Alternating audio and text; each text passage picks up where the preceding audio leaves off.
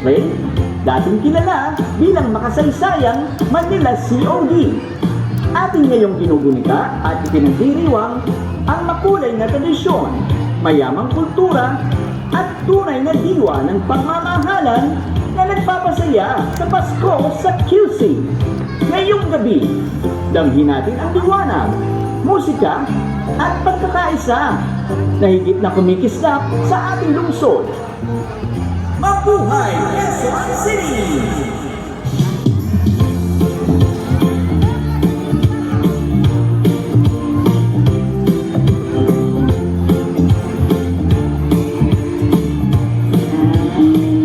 Ang kalabaw ay sagisag ng lakas, sipag at tiyaga. Mga katangiang humubugin sa tagumpay ng Quezon City.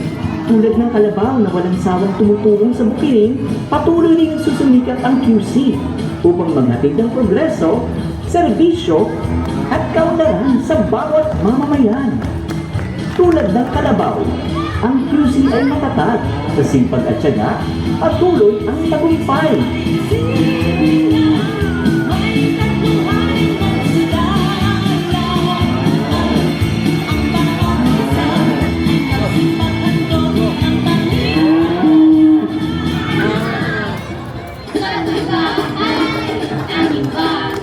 Sa bawat kanto ng Quezon City ngayong Pasko, maririnig ang masiglang kinig ng mga batang mangangaroling.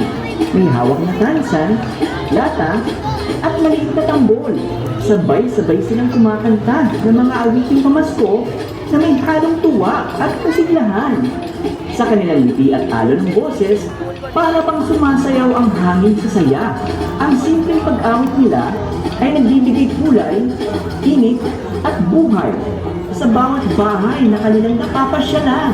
Ang mga batang nangangaroling ay paalala na ang Pasko ay nasa puso, sa tuwa, pag-asa, at pagpapahagi ng pagmamahal kahit sa simpleng awit.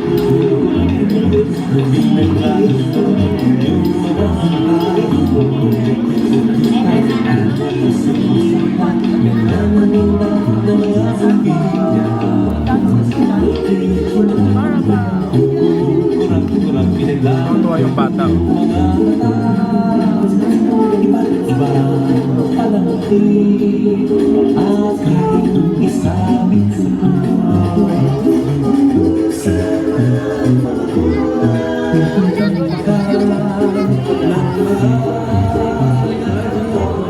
Sa bawat kanto at pamilihan ng Quezon City tuwing Pasko, hindi mawawala ang bango ng litsunan at bibingkahan. Ang amoy ng bagong lutong bibingka at tutubongbong ay nagdadala ng alaala ng simbang gabi, tawanan at kwentuhan. Hindi lamang ito pagkain. Ito ay simbolo ng kasaganahan, pagkakaisa at tradisyon ng mga taga-QC. Ang bawat kagat ng bibingka at bawat hiwa ng seksyon ay paalala na ang tunay na saya ng Pasko ay nasa pagbabahagi ng biyaya, pagmamahalan at pag-alala sa ating pinagmulan. Sa QC, na sa kabila ng pagbabago, buhay ang ating tradisyon at malasakit. Tulad ng mainit na bibingka at lechon, maghatid tayo ng tinik at biyaya upang maging makulay at masagana.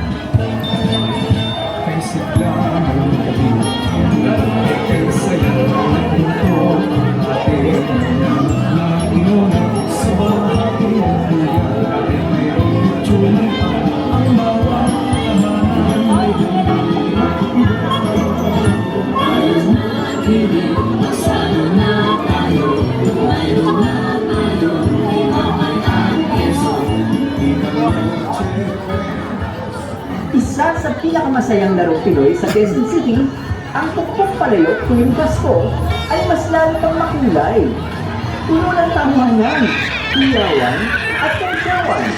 Habang ang nakapiling na kalahok ay hinahanap at hinahampas ang palayok mula sa presang candy, laruan at pamaskong goodies. Higit pa sa laro, ito'y sagisag ng pagiging malikhain at patyaga ng mga taga-QC, kung saan bawat hampas ay sumasalamin sa sama-samang saya at diwa ng Pasko.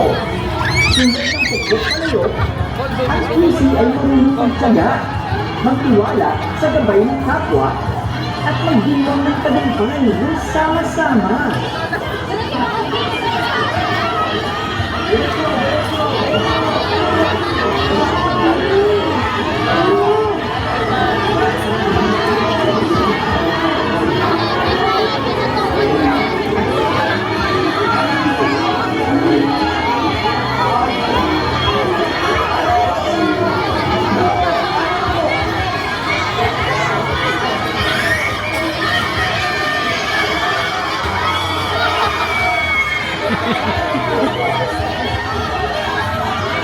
Sino ba mga sumisigaw? Mga bata? Mga bata ang sumisigaw yan. Ah, yung may music doon.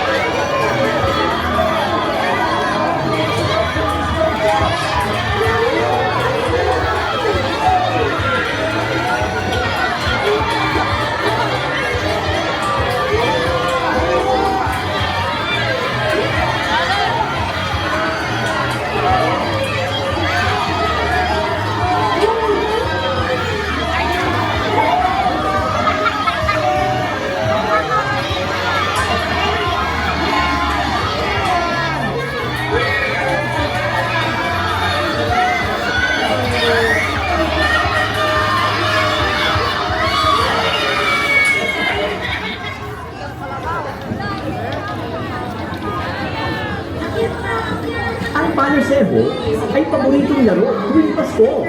Pahabang kawayan na pinahira ng grasa, at sa itaas ay may premyo. Hinabot ng mga matatapang na kalahok. Puno ito ng tawanan at gayawa. Habang pinapakita ang tiyaga, tapang at hidaya ng samahan. Tulad ng panisebo, kahit madulas ang daan, ang pagtawa at pagbangon ang tunay na tagumpay.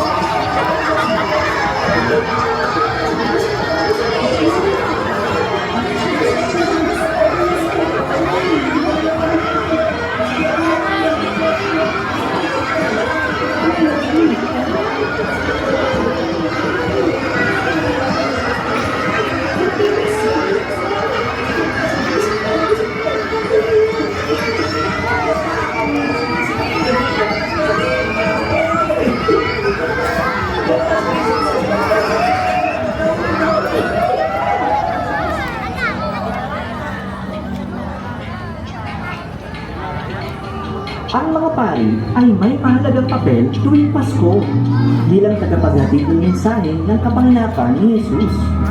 Sila ang gumagabay sa sambayanan sa pamamagitan ng mga misa, pagbibigay ng aral, at pananalangin para sa kapayapaan at pagkakaisa.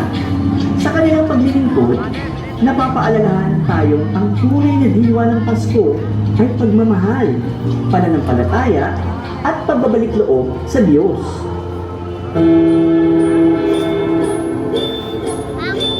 Kampana ng simbahan ay magigising na, at waring nagsasabi na tayo'y magsimba. Magising at magwa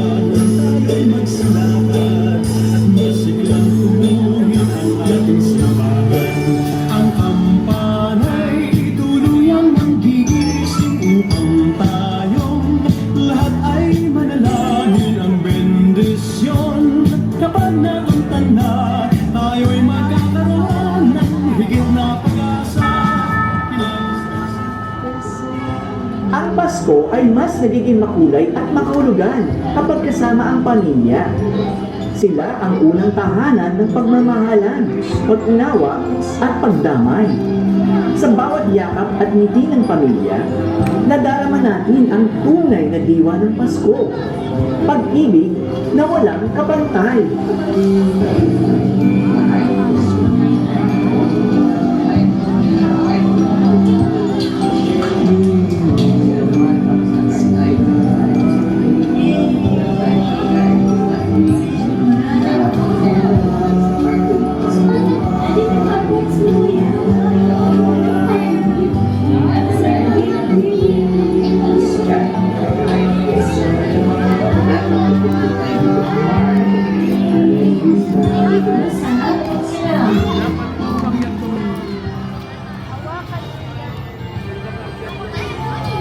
Ang mangko ay tanda ng paggalang at pagmamahal sa nakatatanda. Isang simpleng yakap ng tradisyon na lalo natin pinapahalagahan sa Pasko. Panahon ng pagbibigay pugay at pasasalamat sa ating pinagmulan.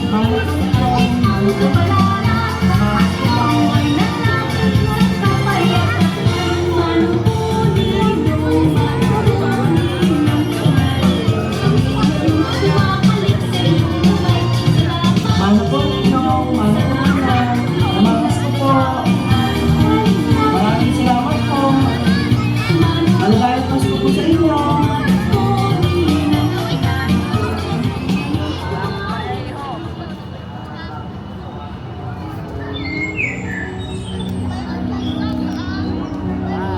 Ang kapanganakan ni Jesus ay tanda ng walang hanggang pag-ibig ng Diyos sa sangkatauhan.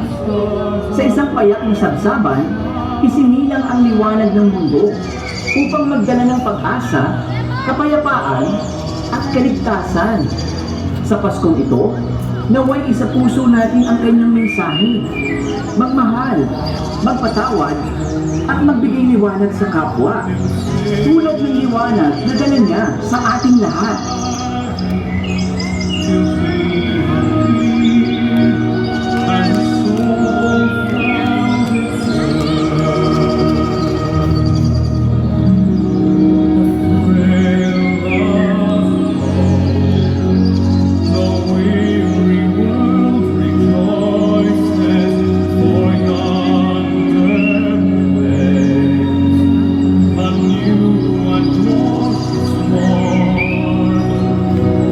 Mas maganda yung sa kanila.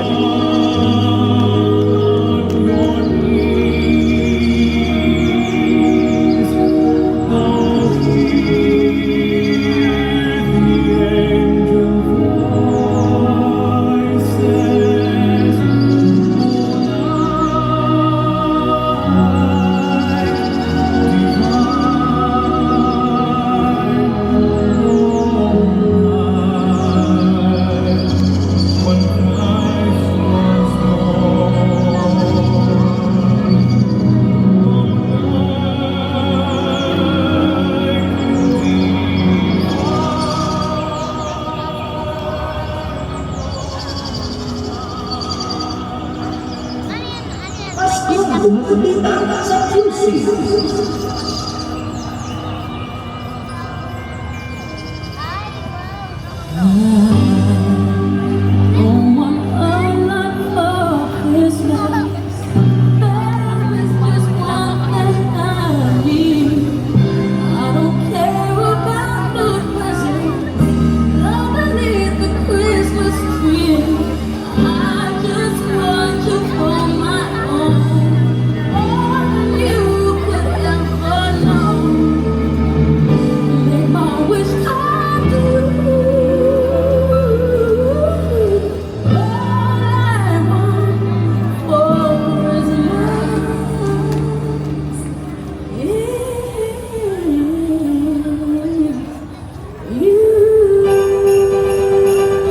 Maraming salamat sa pagdiriwang ng Paskong Kumukutita sa QC. Sa islap ng mga ilaw, sa awit ng pag-ibig, at sa init ng ating samahan, ipinakita natin na ang Pasko sa QC ay buhay na buhay, makulay, masaya, at puno ng pag-asa.